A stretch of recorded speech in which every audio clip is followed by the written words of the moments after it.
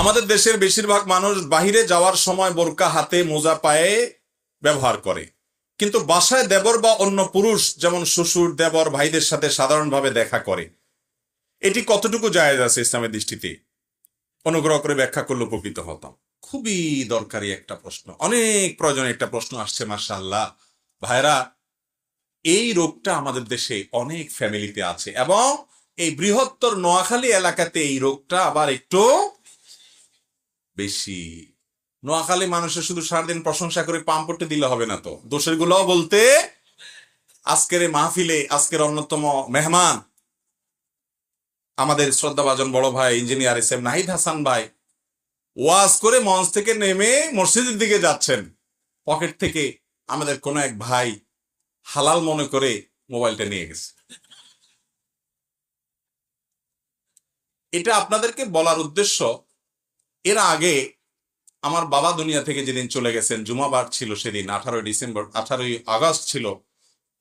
সেদিন আজকের মেহমানদের মধ্যে একজন মঞ্চে আছেন, গাইবান্ধার বিশিষ্ট একজন ব্যবসায়ী, আমাদের বড় ভাই বন্ধু মানুষ।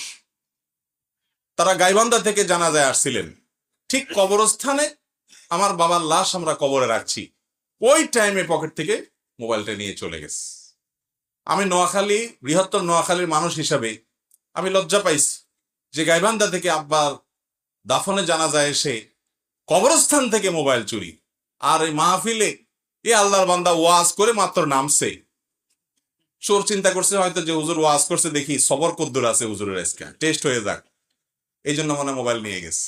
তো এটা বলার উদ্দেশ্য হলো, যারা ওয়াজ মাহফিলে আসেন তারাও একটু সাবধান থাকবেন। আর চোর ভাই যারা আছেন তাদেরকে বলতেছি, ও চোর ভাইরা, এই মোবাইল দিয়ে আল্লাহর বান্দা সারাদিন মানুষকে দিনের কাজ করে, দাওয়াতের কাজ করে, সোয়াবের কাজ করে। আপনি কি তার চেয়ে বেশি সোয়াবের কাজ করবেন? যদি করেন আপনি চলে আসেন, আমি বাইরে হাতে পায়ে ধরে মাপ নিয়ে আনিব, এটা আপনার এমনি দিয়ে দিব। সেটা তো করবেন বলে মনে হয় না, তাহলে তো চুরি করতেন না।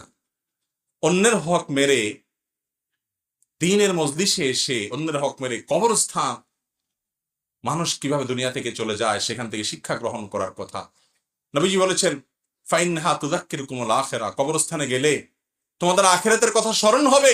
সেখানে পর্যন্ত এই ঘৃণ্য কর্ম, চুরির মতো অপরাধ যারা করছেন, ও ভাই, এগুলো কবর নিয়ে যেতে পারবেন না। এগুলোর সবগুলোর হিসাব আল্লাহর কাছে দেওয়া লাগবে। তো যাই হোক, এটা কোনো বৃহত্তর নোয়াখালীর কোনো সমস্যা না। এরকম চোর ডাকাত বাংলাদেশের সব জায়গায় কম বেশি, কত মাহফিলে এরকম চুরি হচ্ছে। গত পরশুদিন এক মাহফিল, অবশ্য ওইটাও লক্ষ্মীপুরে, আজব ব্যাপার। পরশুদিন না তার আগের দিন লক্ষ্মীপুর শহরে, আয়োজক ছেলেটা খুব ভালো মানুষ, বেচারা গরিব মানুষ, আমাকে মঞ্চ থেকে নামে নিয়ে যাচ্ছে, তারও পকেট থেকে মোবাইলটা নিয়ে গেছে। তো আমার এদিকে মাহফিল বেশি হতে আমি জানি, অন্যদিকেও হয়তো নিশ্চয়ই হয়, কারণ চোর সব জায়গাতেই আছে। আপনারাও সাবধান থাকবেন। আর এই চোর ভাই যারা এই সুযোগটা গ্রহণ করতেছেন তাদেরকে বলতেছি যে চুরি করে দুনিয়াতে কখনো অভাব দূর করতে পারবেন হবে না, বরং অভাবী সারা চিরকাল অভাবী থাকবে। হারামে আল্লাহ তাআলা আরাম রাখেন। 10 টাকা চুরি করবেন, 12 টাকার ভাউচার আল্লাহ তাআলার ফেরেশতারা ধরাই দিবে হাতে, ঠ্যাং ভেঙে যাবে। এরপরে ওই 10,000 টাকার মোবাইল চুরি করছেন, 20,000 টাকা খরচ হবে, এভাবে কাটাকাটি হবে, টেরও পাবেন। হারামে আল্লাহ তাআলা আরাম রাখেন। আল্লাহর ওয়াস্তে তওবা করেন, তওবা করেন, তওবা করেন। আল্লাহ আমাদেরকে তৌফিক দান করুন। তো যেটা বলছিলাম, যে আমাদের এই অঞ্চলে একটু বেশি হলেও সারা দেশেই আছে, সেটা হলো অনেক মহিলারা আছে বাহিরে গেলে মাশাআল্লাহ বোরকা পরেন, হিজাব নেকাব পরেন, অনেক সময় দেখা যায় হাত মোজা পা মোজাও পরেন, কিন্তু বাসায় আসার পর ওনারা দেবরের সাথে দেখা দেন, ভাসুরের সাথে দেখা দেন, বাড়ির আশেপাশে অন্যান্য পুরুষদের সাথে দেখা দেন। এরকম অনেক মহিলা আপনাদের এদিকে আছে না নাই? এই পর্দা গ্রহণযোগ্য পর্দা না, যে বাহিরে পর্দা করলাম ভেতরে পর্দা করলাম না। ভেতরের পর্দার গুরুত্ব কোনো কোনো ক্ষেত্রে বাহিরের চাইতে আরো বেশি, কারণ দেবরের সাথে পর্দা করার গুরুত্ব অন্য বাহিরের একজন পুরুষের সাথে পর্দা করার চাইতে অনেক বেশি। কেন? নবীজি সাল্লাল্লাহু আলাইহি সাল্লাম বলেছেন, আল হামু আল মউত, মহিলাদের জন্য দেবর আর পুরুষদের জন্য শালিকা হলো মৌতের মতো, মৃত্যুর মতো। মৃত্যুর মানুষ ভয় পায়, এরকম মহিলারা দেবরের ব্যাপারে সাবধান থাকা উচিত। কোন রকম যেন দেখা সাক্ষাৎ পর্দার খেলাপ যেন না হয়। বিশেষ করে তারা যখন অ্যাডাল্ট হবে, ছোট বাচ্চা আছে তাদের কথা ভিন্ন, ছোট ছেলে আছে ভিন্ন। আমাদের দেশে ভাবিরা অন্য সবার সাথে পর্দা করলেও দেবরের সাথে বেশিরভাগ ক্ষেত্রে অনেক ফ্যামিলিতে দেখা যায় পর্দা তো করেই না, উল্টা বরং একটু দুষ্টামি ফাইজলামি করাটাকে আমরা মনে করি এটা অধিকার বোধ হয়, এটা বোধহয় করা যায়, তাই না? বলে যে ছোট ভাইয়ের মতো এত, তাই না? ছোট ভাইয়ের মতো কেমনে হইলো? আপনার স্বামী মারা গেলে এই ছেলে আপনারা বিয়ে করতে পারবে কি পারবে না? তাহলে ভাই হইলো কেমনে?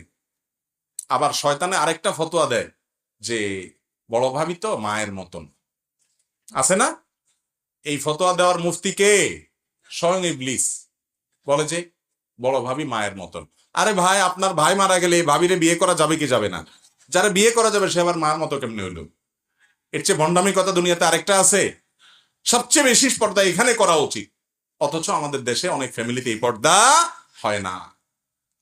ভাইরা আমার, ঠিক একইভাবে দুলা ভাই অন্য সবার সাথে ভালো পর্দা প্রসিদ্ধা করার চেষ্টা করে, চোখের হয়তো চড়ার চেষ্টা করে, বা ইসলামের অন্যান্য বিধান মানার চেষ্টা করে, কিন্তু শ্বশুর বাড়িতে যাইয়া ওই শালির সাথেই আর কি ফাজলামি করে।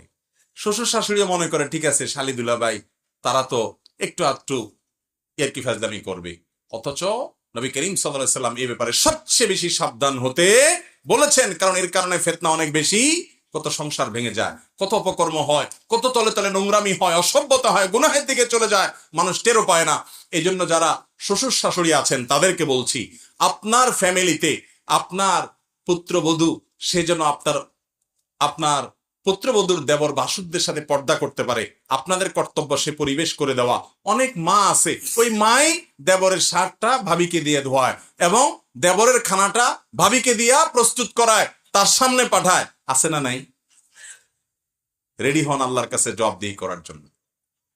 ঠিক একইভাবে শ্বশুর শাশুড়ি দেখা যায় দুলাভাই শালিকার সাথে উল্টাপাল্টা করলে কোনো অসুবিধা নেই। কত গান এদেশে শালিকারে নিয়ে বানানো হয়েছে না, যে শালিকা এটা খাইতে চায় সেটা খাইতে চায়, ফেসবুকে বিভিন্ন গান গজল দেখেন না, ভাইরাল হয়।